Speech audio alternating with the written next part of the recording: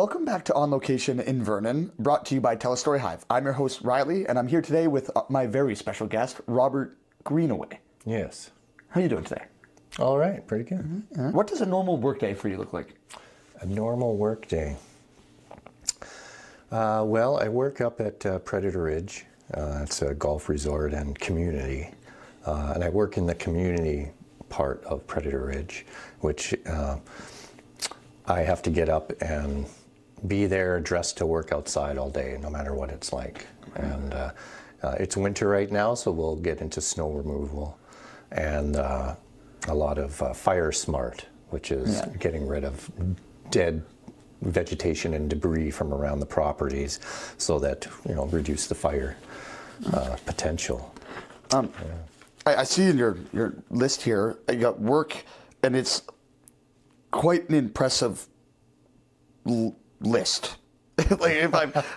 Well, I am 55 years old, so and there was never an idea of having a career for my entire life.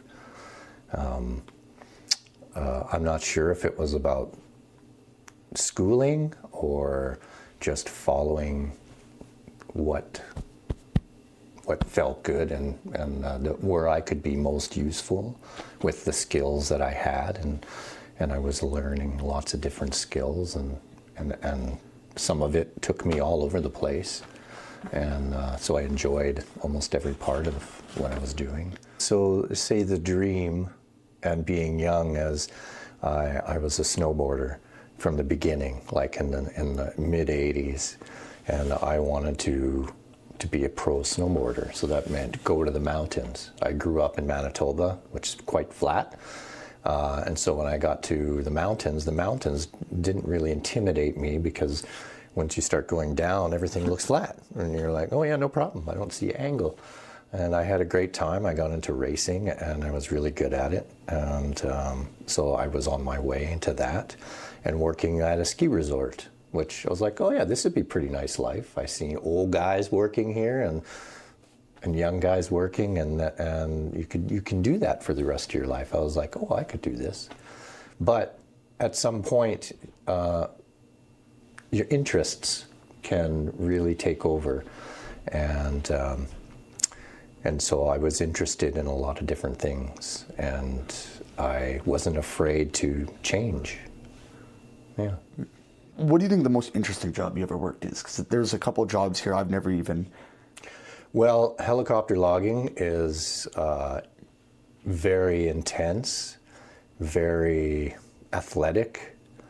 It's beautiful. Like, I'm in areas of the province a lot of people don't get to see. I felt really good about doing it because it was environmentally friendly at the time.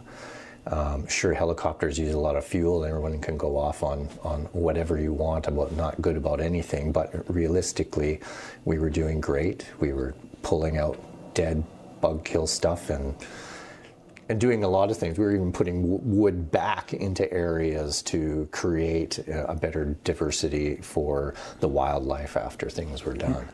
But I mean, you're in a helicopter, you get flown around, you get dropped off, hover exits, and it's exciting.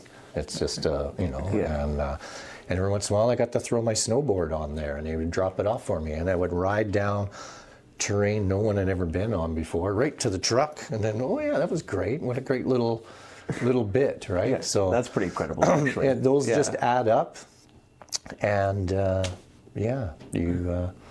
you do it until such times as there's we'll call them the near-death experience, where something happens where you're like, okay, that was enough, and I can get out of this now. And it sounds like hard work, and you're way up the mountains and stuff too. You ever worry about wildlife or like grizzlies or anything? Or? Well, yeah. Especially with the pilots, they like to they can see everything up there, right? And they're looking around. They're like, "Oh, hey, Rob, there's a bear about 200 away from you," and I'm like, "Oh yeah, okay." And then the next time he comes up to me, he'd be like, "I can't seem to find him anywhere right now." And I'm like, "Well, thanks." That's all I need, is to have not to know what's going on. But most of the time, they're already looking for they're not interested in myself. Yeah. There's berries around and stuff like that, where, and sometimes that's what I'm hiking up to my spot and I'm like, oh, look at that. And you're just picking raspberries, wild raspberries, and then getting to work. So there are many different things about being out in the bush that are amazing. It can go from as loud as a helicopter to there's only wind. That's all you hear is the wind, right? And you're there and they're like, oh, we got to fix the helicopter for the next 3 hours. Just wait up there. Okay. Mm-hmm. Or it's foggy and I'm up there for 6 hours, 8 hours until they call the day, and you're doing nothing except waiting on the mountain. Just you and the mountain. So you kind of go through a lot in your mind, and you explore a little bit, and you can go look across the valley at all the mountains and formulate, like, for me, I'm a snowboarder, so I'll look at all the mountains and all the line. I can come off of that and do this, I can do that in my imagination. Or I can go really micro and macro and go, ooh, what's happening in this little square foot? Watching bugs do things and little battles, and then little, there's so many different things that you can see, and so that really fulfilled a lot of my scientific kind of curiosity of life. How did you find, like, coming back and working a more regular job, or just even coming back and living in the city? Like, how did that time affect that? It's very true. It is a drastic change because everything progresses here. Like, buildings get built, and I'm like, what the heck? When did that get put up? Because I'm away usually for a certain amount of time, and then I come back, and I'm living somewhere else more than I am at where I'm renting at the time, and so it was difficult to create relationships, to join people in some things because of it's scheduled here, and I'm like, oh, I gotta travel that day or whatever. So it was really difficult. Your helicopter crew kind of becomes your little family in a way, if I'm going to use that. But it's always a dysfunctional family because there's a lot of drastic personalities and some conflicts, and you're like, oh yeah, but you have to work together and be out there. So the camaraderie really bonds you, and it's kind of like, we'll say a step down from being in the army. Because, I mean, just because I don't have a gun on it doesn't mean that, the danger is the same or not. It's a weird thing. And the helicopters give you that perspective too of. How do you think people in Vernon would describe you? Like, what you do, who you are, what? Well, I'm not very loud. I don't really voice my opinion too much, and unless it's within a conversation with a few people. I suppose I'm just a citizen. I'm just friendly, and I'll hold the door open for people, and I'll say thank you, have a great day, and have fun. Have fun was always my big thing, because a lot of people can't seem to incorporate fun every day into their life. Everything is so structured and like habitual that they seem to have to schedule fun in instead of just taking anything and making something funny and just thinking about it funny-wise. Even walking down the street. I try to keep it a little uplifting in a way if I can. So people do you think many people know you're also a musician then? They are starting to now, because I've just started to kind of play again. I took a lot of time off when I started a family. I kind of needed to be responsible. That was how I was taught. And so I let go of everything that was artistically creative. Unless it was, with the kid, with my son, and then I can do crafts and stuff and draw with him and give him that kind of inspiration that old people do it too. But I just started to play again and write songs and stuff. So it was a very interesting journey to find my voice again. my singing from my core, and playing a few open mics and stuff like that. Other musicians have given me some really nice compliments, and so it helps me. And some of them remember me. Like I was saying, some of the people are still around playing, like Betty Johnson and stuff. Like I used to do open mics with her and a long time ago, 25 years ago, and she's still singing and playing. And then she gave me a really nice compliment. I think that my voice is a lot better, as I found I tuned down to A flat, so or E flat, whatever it is. I'm flat. I'm just under here. So all of a sudden my voice sits nicer, and I feel more confident. And I don't know how to play anything I did before, so everything is new, which helps me not try to relive moments or try to revive an old thing too much. My project back then was called Love Nova, which pretty much stays the same, and it's just it's an exploration and expression of love in all of its different manifestations. Oh. So it's pretty much what all musicians do anyway. It's like, this is a love song, or this is a love song, or this is not a love song, and or whatever it is. But the idea of that, I'm continuously exploring expression of love. So, and that's an album? It's an album I have. It's called Love Nova. There's 12 songs on there that are about that. There's one song on there. It's called The Space Henge, which is another thing that I have on the go, which is a huge sci-fi kind of book thing that I had created a 6-song compilation of from the idea of the book and everything written down. And so this is from the mid-90s that I started this. And then, like I say, I dropped everything. So all this stuff is coming back. All these files are opening up. And I'm doing it all right now. So it's a very fun kind of thing to find myself again. Yeah, it's exciting. It sounds exciting. Yeah. So you recorded that album in the early 2000s? Yeah. 2000, 2001 was completed. Yeah. I had 3 different drummers, 2 different bassists. I had a woman from Saskia from Revelstoke. She sang, which is so awesome, background vocals and stuff. I did all the guitar, and which was kind of, we were just talking about this the other night, where because when you're in a studio, you're playing it a few times and then that's it. And sometimes it's like, some of it was one take. So I'm like, okay, Rob, put this solo down on here or some effects. And then I do it, and I'm using it by feel, and all of a sudden it's great. I finish it. He's like, that was great. It fits perfectly. Everything is great. All right. And that would be the only time I've ever played that. Really? So, yeah. So it's all the creative, all this thing is like, it happened right now, and we recorded it. And I never took the album on tour. We never had a band to put together to learn them to play. So I never had to play these parts again.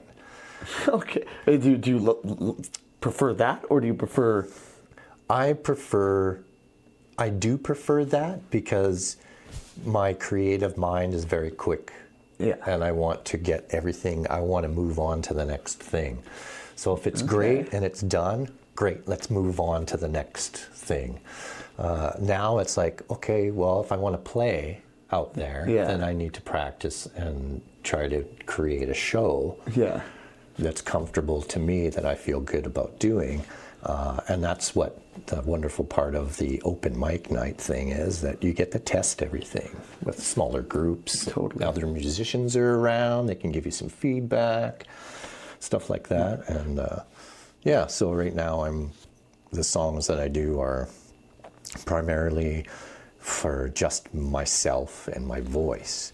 I'm trying to put some people together to actually try to gig this next summer, which is something I never really did. So I was always just me creating and recording. Yeah. Would you do a tour, just like one kind of big night where you put together a show? Well, that's the next part. Like when you come back, I'll say, when you come back into something, you want to do it differently. And what can I do differently?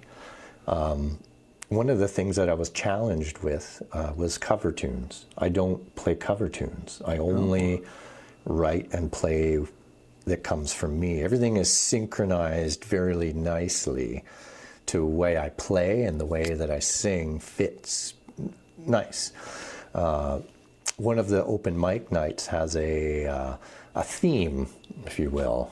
Like, this is the suggested theme.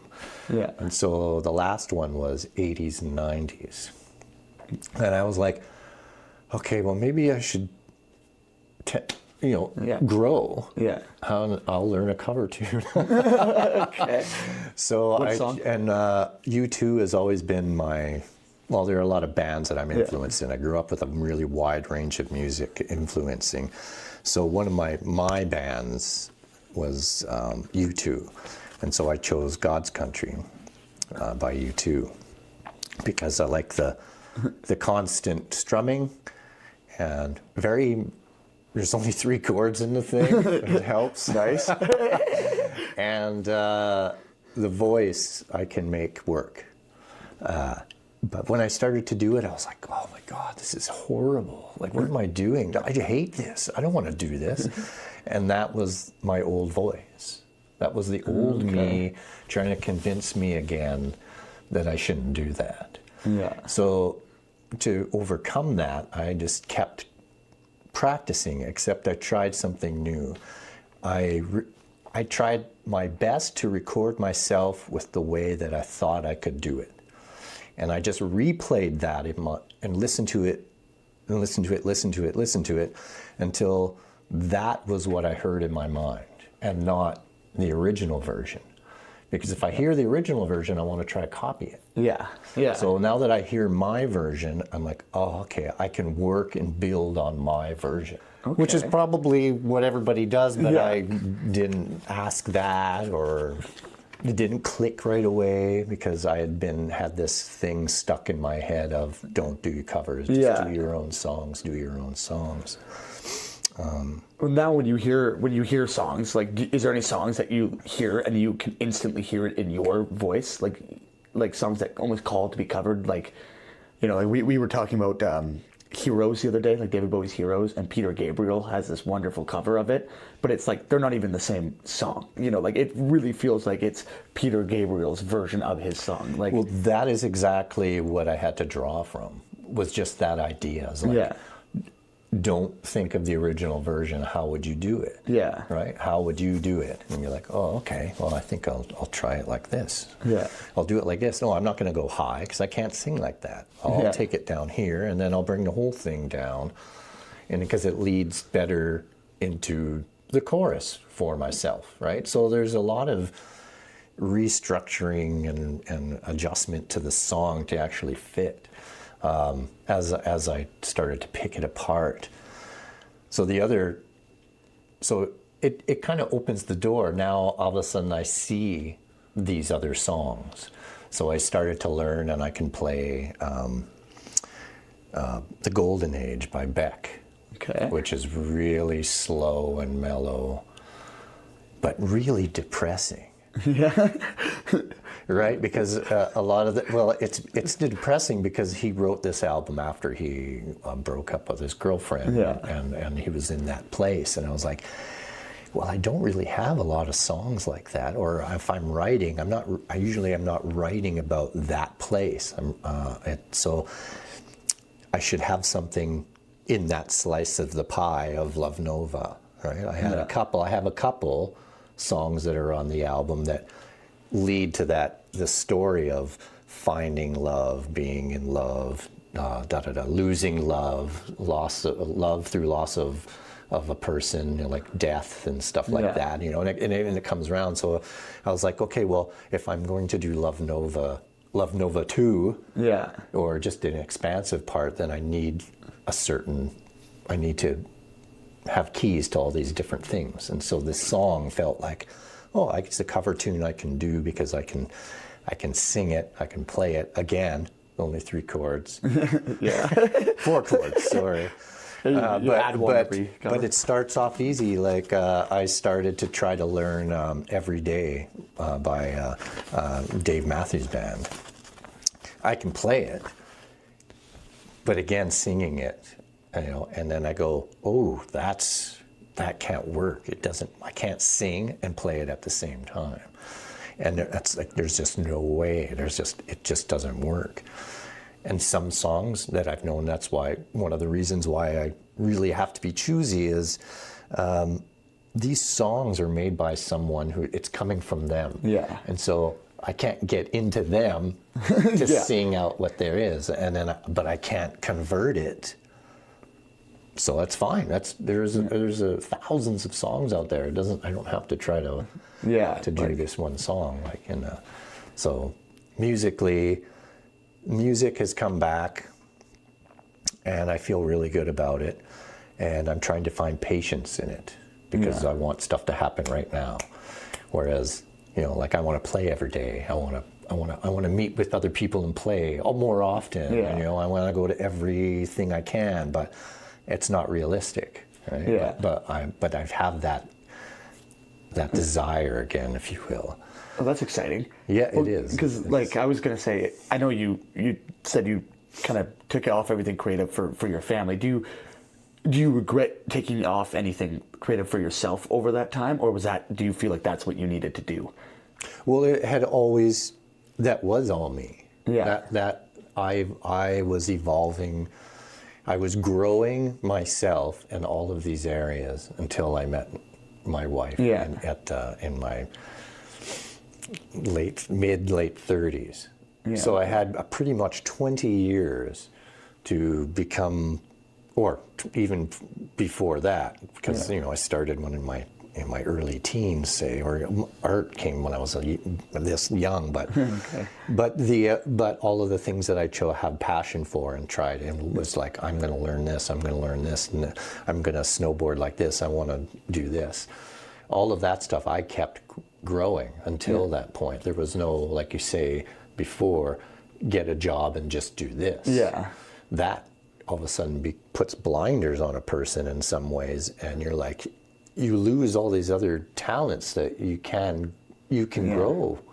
Like you're doing this, but there will be something in the future that is slightly attached to this that opens up for you, and you'll be like, oh my God, I want to do that now. I know how to do all this. You know how to do all this, but that is new and exciting, and you're gonna be an expert at that too. And that is the other part. You can be a master at whatever you put your intent to, if you're dedicated and you put everything that you want into it. And it's just by doing your best, and you can surprise yourself. Like over the years, I developed, like I say, my own style of painting, and what it is it really is an accumulation of all the artwork that I've seen. Yeah. And I like that. I like this. I like this. I like that. And some people had described it as slightly like Haida. In like Haida Gwaii art, that kind of stuff like that. But just because, I use black line a lot, so there's a lot of that kind of boldness and colors, and I didn't do a lot of mixing and stuff. It was just that kind of interesting thing. But it was just about doing it. Yeah. Just the act of doing it. Like you were saying, like you go through your whole life and you're picking up all these skills along That's the way. right. You know, it kind of like it applies everywhere. It's a really That's right, and that's what my job is now. After so many decades of learning how to, I can use almost every tool. Yeah, that's special. I can get in there, I can use a chainsaw, and I can get in the bush, and I can work and run around on the mountainside like a goat. You know, like no problem. I'm still healthy, and I'm still, you know. I transferred my snowboard thing to paddleboarding, and so I race paddleboards now at, cool. at my age, and I've placed third in a race at the Ghost River, and I placed 2 fourth place in back to back in Manitoba at the Red River Paddle Challenge. That's 44 kilometers on the Red River, and to have almost the exact same time and place fourth both times. Yeah, I was like, okay, all right. You know, what was I supposed to learn from that? It's like follow the leader. Yeah, I didn't. That was my plan. The second time was follow the guy in the lead because he's the fastest and he's got the line, right?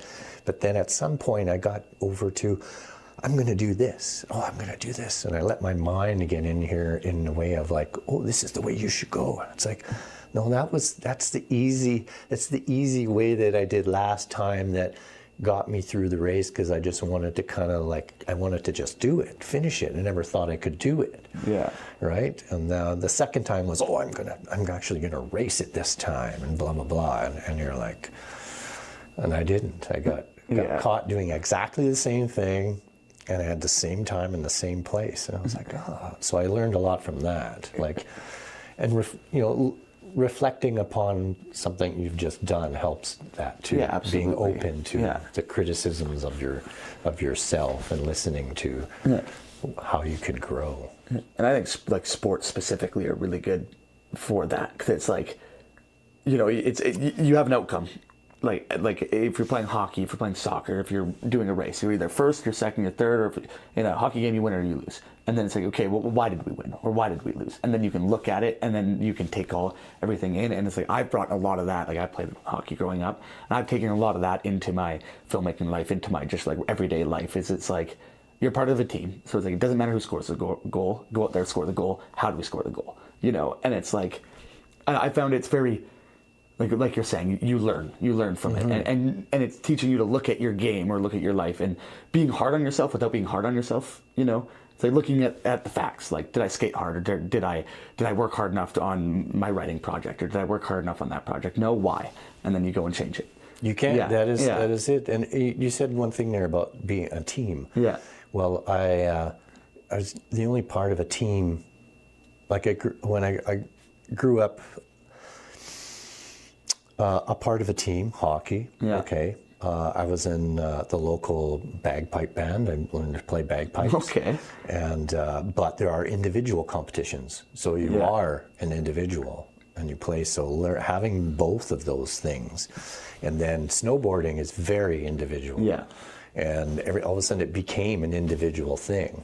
And then, so all of a sudden I had in my mind of competition, I have to be there. And because I was good enough to place, to win races in certain disciplines and push the boundary to certain parts of snowboarding, and be the first snowboarder to come down so many different runs, or the first snowboarder to jump off of this, or you know, like it was just the era. I was just in the right place at the right time.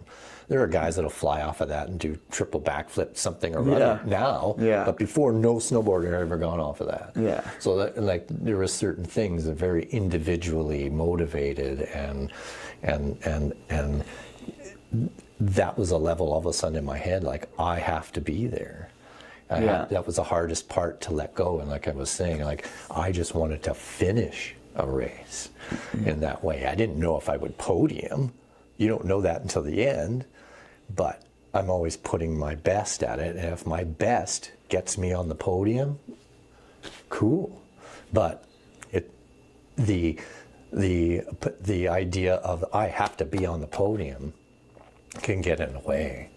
And that can cross over all of the lines of everything. Yeah. So as long as I stick to, I'm going to do my best. Yeah.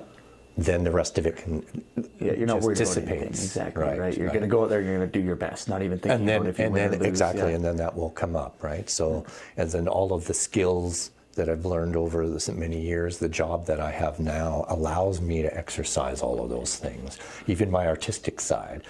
That was a great final. If we got through everything I wanted to talk about, if there's anything you want to say.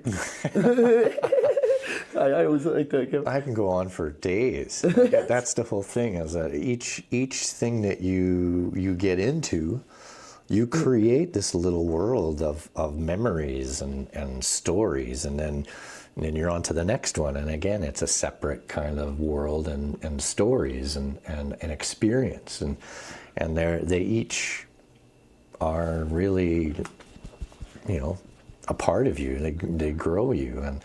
And I'm like, okay, well, I'm 55, and how much time do I have left? And it seems like I'm already, if I look back and think of what a bucket list is, I've already done everything, Yeah. And it's like, oh, wow, it's not that what am I going to do again, but how can I take and grow it more into whatever is happening. So getting into music again, the stuff that comes from you, right? It's the writing, the creativity of the moment, and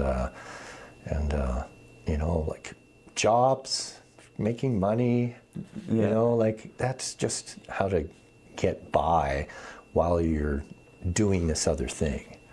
If you can do this and make money and support yourself, and you're doing what you love to do, that is pretty much probably a great goal. But it's still just a piece of your life. Yeah. Well, thank you so much for joining us. It's been a pleasure. It's been a pleasure speaking with you. Thanks for joining us for On Location Vernon, brought to you by TELUS STORYHIVE. You can click here to find out more info.